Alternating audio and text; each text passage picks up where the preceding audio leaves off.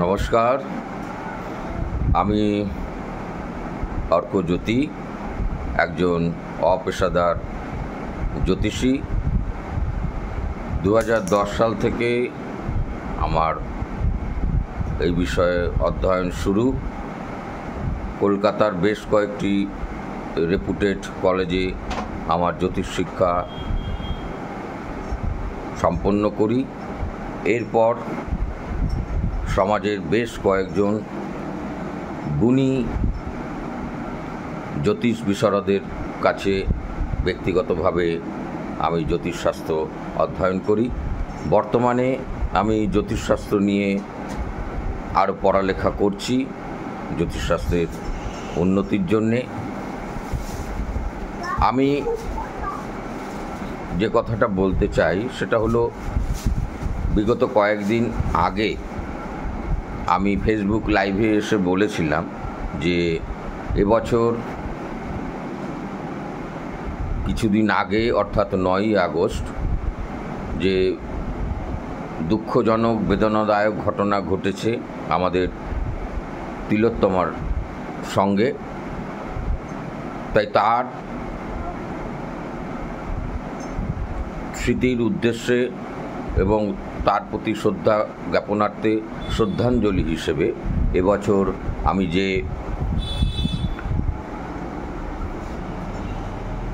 সরকারি ad hoc bonus পাব, সেই বোনাসের টাকা আমি আমার ব্যক্তিগত কারণে বা আমার পরিবারের জন্য ব্যবহার করব না। সেই অর্থ দিয়ে আমি কোনো একটি অনাথ আশ্রমের যারা আশ্রমিক তাদেরকে নতুন বস্ত্র প্রদান করব। এছাড়াও কোনো একটি অনাথ আশ্রমে গিয়ে সেই আশ্রমিকদের একদিনের মধ্যাহ্ন ভোজনের ব্যবস্থা করব এই দুর্গাপুজোর মধ্যে। তো সেই হিসেবেই আজ অর্থাৎ এই পবিত্র দিনে, আজ মহালয়ার পুণ্য লগ্নে আমি এবং আমার পরিবারের, আমার মা, আমার স্ত্রী, আমার পুত্র সন্তান সকলকে নিয়ে আমরা আর কিছুক্ষণের মধ্যেই রওনা দেব সেই অনাথ আশ্রম অরফানেজ হোমে। তা আজকে যেহেতু মহালয়া, আমার শ্রদ্ধেয় পিতা স্বর্গীয় বাবুলাল মজুমদারকে, আমার বাবাকে এবছরই ফেব্রুয়ারি মাসে হারিয়েছি। বাবা হারানোর যে কষ্ট, যে শূন্যতা যারা অনুভব করেছে তারাই জানে, তারাই বোঝে। তাই তার স্মৃতির উদ্দেশ্য আমাদের এই প্রচেষ্টা। তার আত্মার শান্তি কামনা করি। আপনাদের কাছেও প্রার্থনা, আপনারা সকলে মিলে প্রার্থনা করুন যাতে আমার বাবার যেখানেই থাকুক শান্তিতে পরম আনন্দে থাকে, এবং আমাদের তিলোত্তমাও আমাদের সকলের প্রার্থনা সেও যেন যেখানেই থাকুক সুখে শান্তিতে থাকুক। আমি অনলাইন যেদিন ঘোষণা করেছিলাম আমার এই বিষয়টা, তারপর থেকে অনেক সার্চ করি বিভিন্ন অর্গানাইজেশন যারা আছে, এনজিও, অনাথ আশ্রমের। তো তার মধ্যে থেকে খুঁজে আমার যেটা ভালো লেগেছে, সেই অনাথ আশ্রমের নাম হচ্ছে বিবেকানন্দ অনাথ আশ্রম বা বিবেকানন্দ অরফানেজ হোম। সেই বিবেকানন্দ অরফানেজ হোমেই আমরা আর কিছুক্ষণের মধ্যেই রওনা দেব। তা আমি আমার ডেসক্রিপশন বক্সে সব কিছুই উল্লেখ করে দেব, সেখানে কার সাথে যোগাযোগ করতে হবে, কিভাবে যাবেন। উদ্দেশ্য একটাই, যে যদি আপনাদের মধ্যে কারোর ভালো লাগে বিষয়টা, তাহলে আগামী দিনে আপনারাও যাতে তাদের দিকে সহযোগিতার হাত বাড়িয়ে দিতে পারেন সেই উদ্দেশ্যে। তা চলুন আমরা এখন রওনা দিই বিবেকানন্দ অরফানেজ হোমের উদ্দেশ্যে।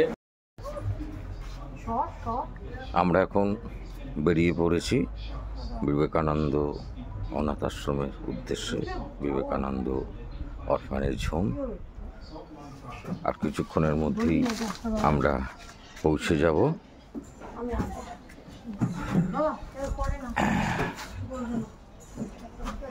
এই টোটো করেই আমরা যাব, সঙ্গে আমার মা, স্ত্রী এবং পুত্র সন্তান।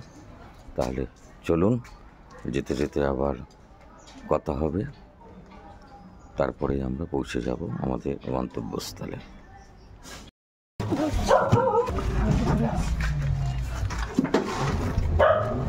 আমরা এখন রওনা দিয়েছি, এইমাত্র যে টোটো চালবো, এবার আমরা গন্তব্যস্থলের দিকে এগোচ্ছি।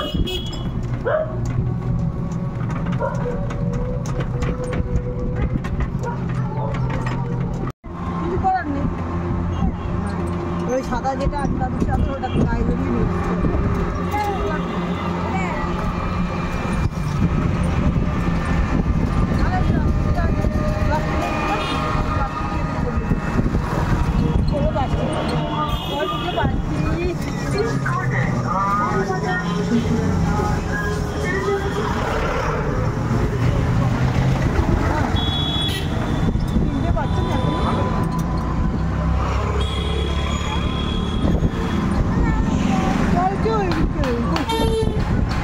আমরা এখন জিটি রোড ধরে প্যান্ডেল মোড়ের দিকে এগোচ্ছি।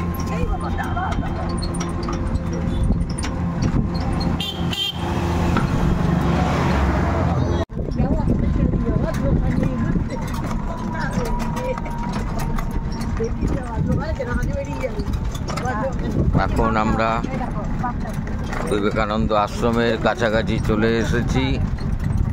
দেখুন কি সুন্দর, অল্প সময়ের ব্যবধানে একটা শহরের যে ব্যস্ত জনজীবন তার থেকে সম্পূর্ণ একটা আলাদা পরিবেশ। শরৎকাল, কাশফুলের ঘনঘটা চারিদিকে, আর সামান্য একটু এগোলেই আমরা আমাদের গন্তব্যস্থল বিবেকানন্দ আশ্রমে পৌঁছে যাব। চারিদিকে শুধু কাশফুল, এই দেখতে পাচ্ছেন বিবেকানন্দ ভবন আশ্রম লেখা, চারিদিকে শুধু সবুজের বাহার, আম গাছ, একদম যাকে বলে প্রাকৃতিক পরিবেশ।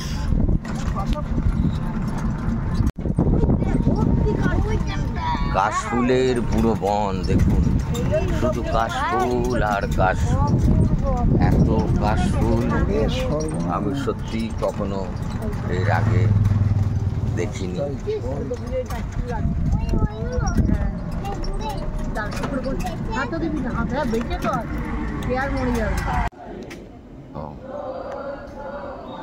এখন আমরা জাস্ট বিবেকানন্দ আশ্রমের ভেতরে প্রবেশ করেছি। এই দেখুন চারিদিকে একটা প্রাকৃতিক পরিবেশ, ভেতরে প্রার্থনা চলছে। যাব, গিয়ে যারা কর্তৃপক্ষ আছে তাদের সাথে কথাবার্তা বলবো। চলুন তাহলে যাওয়া যাক। আমরা এখন বিবেকানন্দ আশ্রমে এসে পৌঁছেছি, আশ্রমের ভেতরেই আছি। দেখুন সুন্দর একটা প্রাকৃতিক শান্ত নিরিবিলি গ্রাম্য পরিবেশ। এই পাশ দিয়ে চলে গেছে হাওড়া বর্ধমান মেল লাইনের ট্রেন লাইন। এইটা যারা আশ্রমিক, সেই আশ্রমিকরা এখানে থাকে, সে আশ্রমিকদের এটা ঘর। আশ্রমিকদের সেই ঘর। এই স্বামীজির সব ছবি, বাণী সহ। এই আশ্রমের মূল যেটা উদ্দেশ্য সেটা হলো যে স্বামীজির যে আদর্শ সেই আদর্শে অনুপ্রাণিত হয়ে যারা অসহায়, যারা দুস্থ, তাদের পাশে নিঃশব্দে নীরবে দাঁড়ানো, তাদের সহযোগিতা করা। এই নামটার মধ্যেই এবং নামটার সাথেই আমাদের সকলের কিন্তু একটা আশ্চর্যজনকভাবে একটা সম্পর্ক রয়েছে। একটা নামটার মধ্যেই যেন একটা ফিলিংস আছে। বিবেকানন্দ, যিনি আমাদেরকে বিশ্বের দরবারে নতুন করে পরিচয় করিয়ে দিয়েছিলেন সেই বিশ্ব হিন্দু ধর্ম মহাসম্মেলনে। আমরা এসছি আজকে এইখানে, এই আশ্রমে। এই আশ্রমের যারা আশ্রমিক আছে, সেই আশ্রমিকদের মধ্যে নতুন বস্ত্র তুলে দেব বলে আগেই আমি বলেছি যে এবারে যেহেতু এরকম একটা পরিস্থিতি,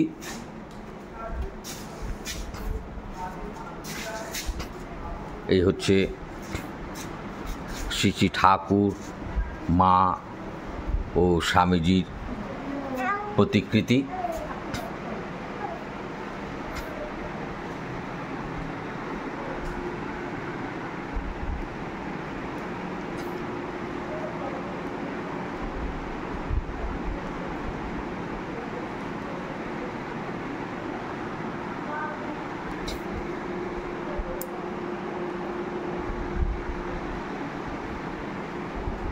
এখানে এর আগেও অনেকেই এসেছেন, আপনারা দেখতে পাচ্ছেন সমস্ত নতুন বস্ত্রের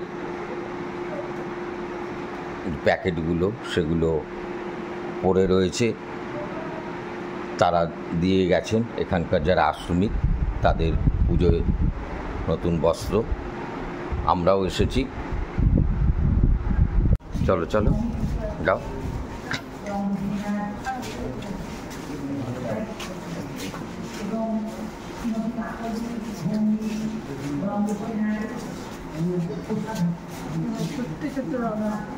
জুতো পরে না বলো।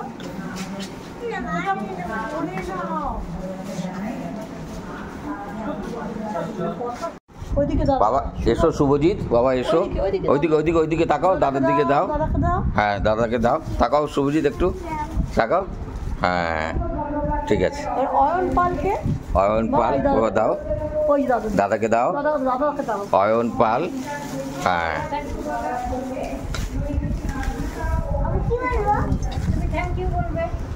না ও তো বড়, ও ঠাকুর। দেবজিৎ রক্ষিত, দাও দাদাকে দাও।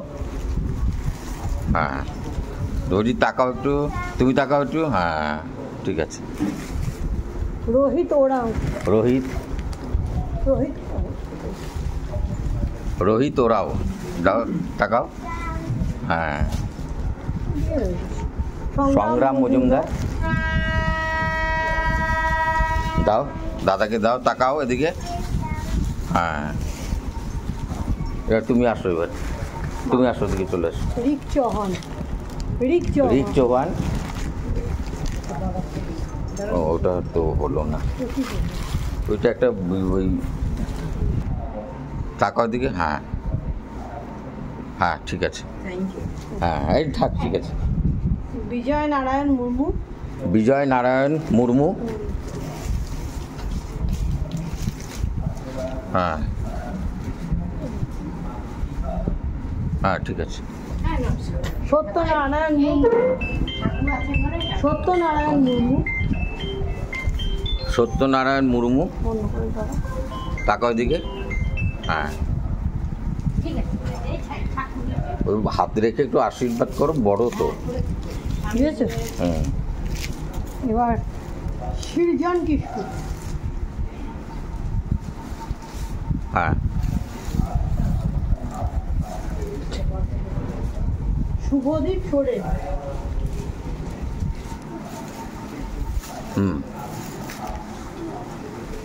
যাও তুমি দাও, তুমি দাও, যাও তুমি যাও, শুভ ওরাও, যা তুমি চলে আসো।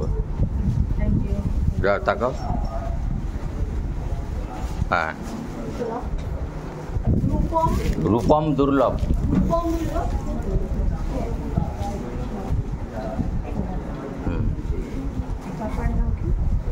রাহুল সোরেন।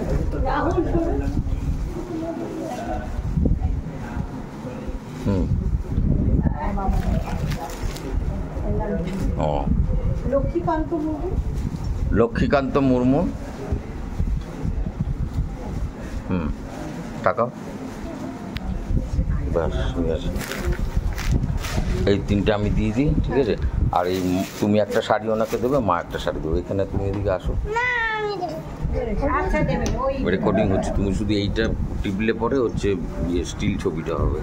হাতটা ওইখানে দিচ্ছ। আচ্ছা যাও যাও, বাচ্চাটা নামটা বলো। হ্যাঁ, শান্তনু মাইতি।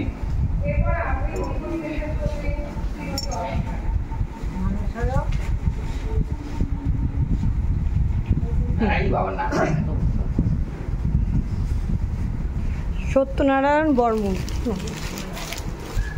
সত্যনারায়ণ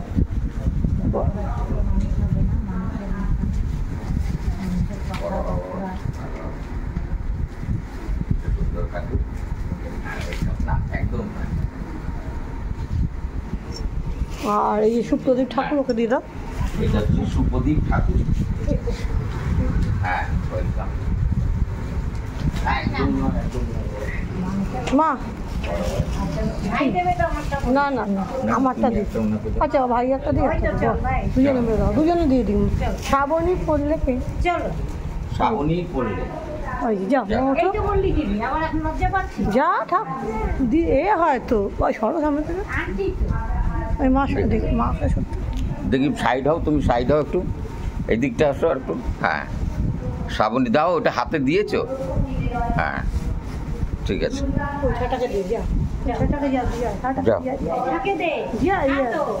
কাকে তো দাও, দাও। তাকাবে এদিকে বাবা, একটু তাকাও। হ্যাঁ হ্যাঁ ঠিক আছে।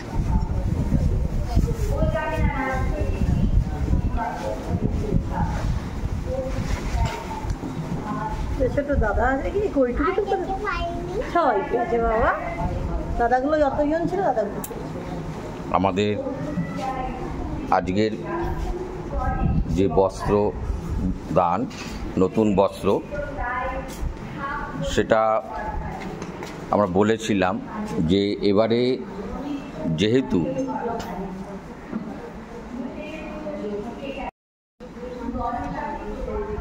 আমি আমার বাবাকে এবছর ফেব্রুয়ারি মাসে হারিয়েছি। এছাড়াও আপনারা জানেন যে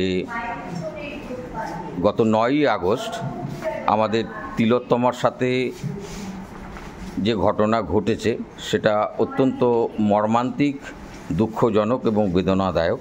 তা সেই হিসেবে আমি বলেছিলাম যে এবছর আমি পুজোয় যে অ্যাডহক বোনাস পাবো, সেই বোনাসের টাকা দিয়ে আমি আমার জন্য এবং আমার পরিবারের জন্য কোনো কিছু করব না। সেই অর্থ দিয়ে এবং প্রয়োজনে নিজের অর্থ দিয়ে আমি কোনো এরকম আশ্রমে যাব, সে আশ্রমের যারা আশ্রমিক তাদেরকে নতুন বস্ত্র দেব। তা সেই হিসেবেই আজকের এই পুণ্যতিথিতে, আজকে 2রা অক্টোবর, একদিকে যেমন গান্ধীজির জন্মদিন এবং অন্যদিকে আজকে জানি আমরা মহালয়া, পিতৃপক্ষের অবসান, আজকে অমাবস্যা। তা সকালবেলা হচ্ছে প্রত্যেকেই ভোরবেলা গঙ্গা বক্ষে এসে তাদের পিতাকে এবং তাদের পূর্বপুরুষজনকে তর্পণ করেন, তিল দান করেন, জল দান করেন। তা সেই পুণ্য লগ্নে এই যে বিবেকানন্দ আশ্রম, ওনাদের সাথে আমি যোগাযোগ করেছিলাম এবং ওনারা আমায় এই সুযোগটা করে দিয়েছেন। তার জন্য আমি ওনাদের কাছে কৃতজ্ঞ।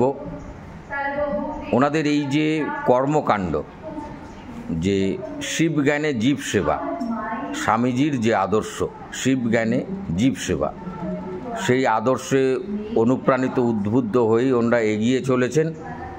স্বামীজি শ্রী শ্রী ঠাকুরমার আশীর্বাদ তো আছেই এই আশ্রমের উপরে, সংস্থার উপর, এবং আমিও ব্যক্তিগতভাবে শ্রী শ্রী ঠাকুরমা স্বামীজির চরণে ওনাদের শ্রীবৃদ্ধি উত্তরোত্তর কামনা করি, যাতে এই প্রতিষ্ঠান আরও সুন্দর হয়, ভালো হয়, আরও ভালোভাবে চলে এবং ভবিষ্যতে আগামী দিনে যাতে আমি আবারও ওনাদের সাথে থাকতে পারি আপনারা আশীর্বাদ করুন। তাহলে চলুন, এবার আমাদের ফেরার পালা। নমস্কার। আমরা এখন বাড়ির উদ্দেশ্যে রওনা দিচ্ছি। যে দেখুন, সুন্দর একটা পরিবেশ, চারিদিকে প্রকৃতির সমস্ত সৃষ্ট, গাছপালা, নতুন কনস্ট্রাকশনও হচ্ছে, অনেক বড় এরিয়া, পাশে পুকুর আছে, আম গাছ, এত বড় একটা লন, ওখানে জলের ব্যবস্থা।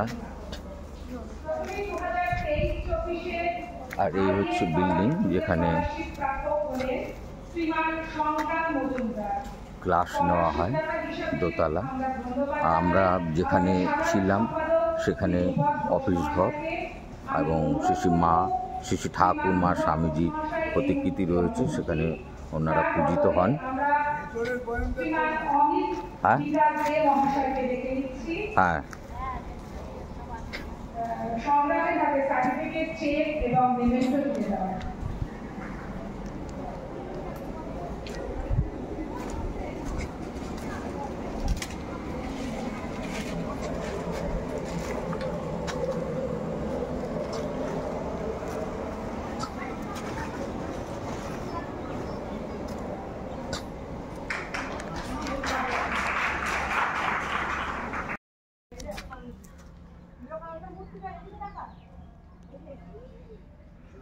এখানেও বিল্ডিং রয়েছে এই এরিয়া, এখানেও একটি বিল্ডিং রয়েছে।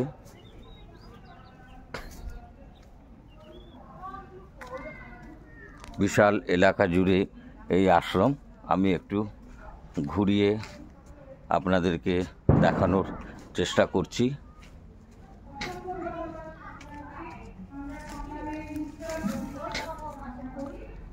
এই দেখুন, এই পাশেই হচ্ছে স্টেশন।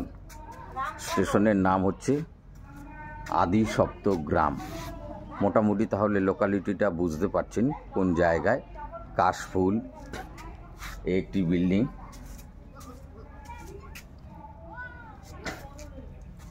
এখানে হচ্ছে এটা মন্দির, শ্রী ঠাকুর মা স্বামীজির বিগ্রহ রয়েছে ভেতরে, এটা এখন বন্ধ আছে। এই বিশাল এলাকা, সুন্দর একটা গার্ডেন মতন সাজানো গোছানো।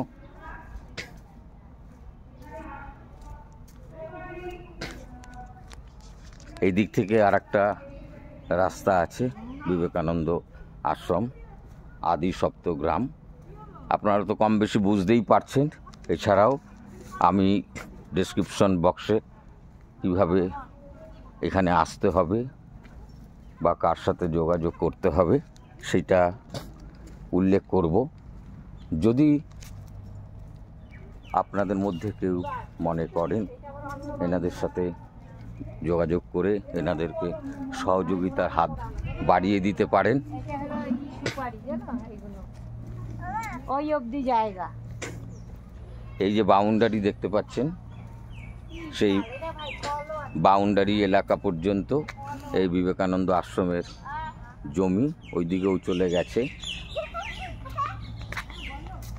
অনেকটা জমি নিয়ে এই আশ্রম। এই দেখুন কি সুন্দর।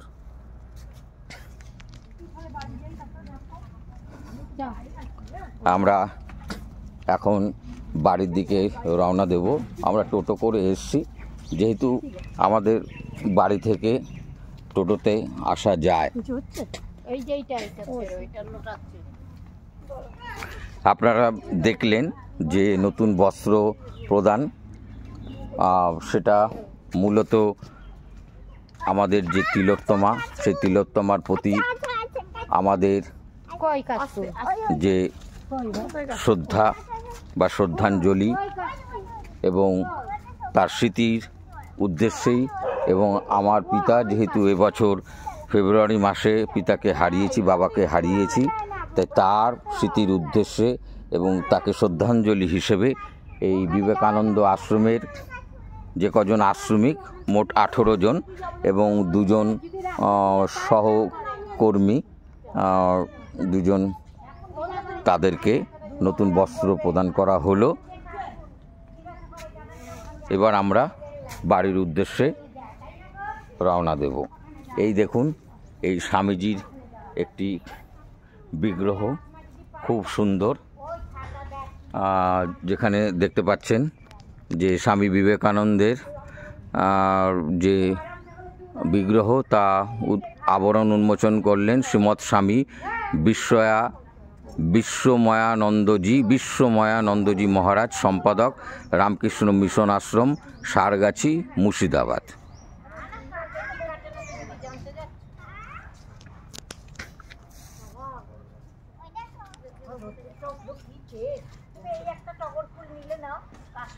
তাহলে চলুন, আজকের মতন এখানেই শেষ করছি। তবে একটা কথা বলে রাখি আজকে, যে আমি যেটা আপনাদের ফেসবুক লাইভে এসে বলেছিলাম যে এবছর অভয়া বা তিলোত্তমার ঘটনার জন্য, বা যে একটা মর্মান্তিক, দুঃখজনক, বেদনাদায়ক ঘটনা ঘটেছে, সেই হিসেবে তার স্মৃতির প্রতি শ্রদ্ধা জ্ঞাপন করে তাকে শ্রদ্ধাঞ্জলি হিসেবে এবছর যে অ্যাডহক বোনাস পাবো, সেই বোনাস আমি নিজের জন্য বা নিজের পরিবারের জন্য খরচ করব না। প্রয়োজনে তার সাথে আমার আরও অর্থ যোগ করে আমি কোনো একটি আশ্রমে আসব। তার প্রথম হিসেবে আজকে এই আদি সপ্তগ্রাম বিবেকানন্দ আশ্রমে এসে এখানকার 18 জন আশ্রমিক এবং 2 জন কর্মীর হাতে নতুন বস্ত্র আমাদের পরিবারের পক্ষ থেকে আমরা তুলে দিলাম। এর পরবর্তী যে আমাদের অনুষ্ঠান, সেটা আগামী 17ই অক্টোবর বৃহস্পতিবার হুগলি জেলারই আরেকটি আশ্রমে, অনাথ আশ্রম বা অরফানেজ হোমে গিয়ে সেখানকার যারা আশ্রমিক আছে, আমি যেটা জেনেছি কথা বলে, সেখানে 24 জন আশ্রমিক আছে এবং 4 জন যারা কর্মী আছেন, তাহলে 24 আর 4 28 জন। এই 28 জন আশ্রমিককে নিয়ে আমাদের পরিবারের পক্ষ থেকে একটি মধ্যাহ্ন ভোজনের আয়োজন আমরা করেছি। সেটা আগামী 17ই অক্টোবর, এর মধ্যে আমরা ডেট পাইনি। তা সেদিন আবার আপনাদের সাথে দেখা হবে, সেই আশ্রমের সাথে আপনাদের পরিচয় করিয়ে দেব। যদি আপনারা কেউ ইন্টারেস্টেড হন ভবিষ্যতে, এই দুটো আশ্রম, তাদের সাথে আপনারা যোগাযোগ করতে পারেন, সহযোগিতার হাত বাড়িয়ে দিতে পারেন। তাহলে আজকে এই পর্যন্তই। আবার দেখা হচ্ছে আগামী 17ই অক্টোবর হুগলি জেলার আরেকটি অরফানেজ হোমে। তাহলে আজকের মতন এখানেই, নমস্কার। সকলে সুস্থ থাকবেন, ভালো থাকবেন। আজকে মহালয়া, সকলকে জানাই মহালয়ার শুভেচ্ছা ও অভিনন্দন। আজকে অমাবস্যা শেষের সাথে সাথে শুক্লপক্ষের, আশ্বিন মাসের শুক্লপক্ষের প্রতিপদ তিথি, এবং তার সাথে সাথেই মায়ের দেবীপক্ষের সূচনা হবে, মায়ের আরাধনা শুরু হয়ে যাবে। আশা করব মায়ের কৃপায়, মায়ের দয়ায়, করুণায় আমাদের যে অশুভত্ব রয়েছে সব দূর হয়ে যাবে। আমরা আবার সবাই সুখে শান্তিতে জীবনযাপন করতে পারবো। তাহলে এ পর্যন্তই। আমি অর্কজ্যোতি। আবার দেখা হচ্ছে আগামী 17ই অক্টোবর। নমস্কার।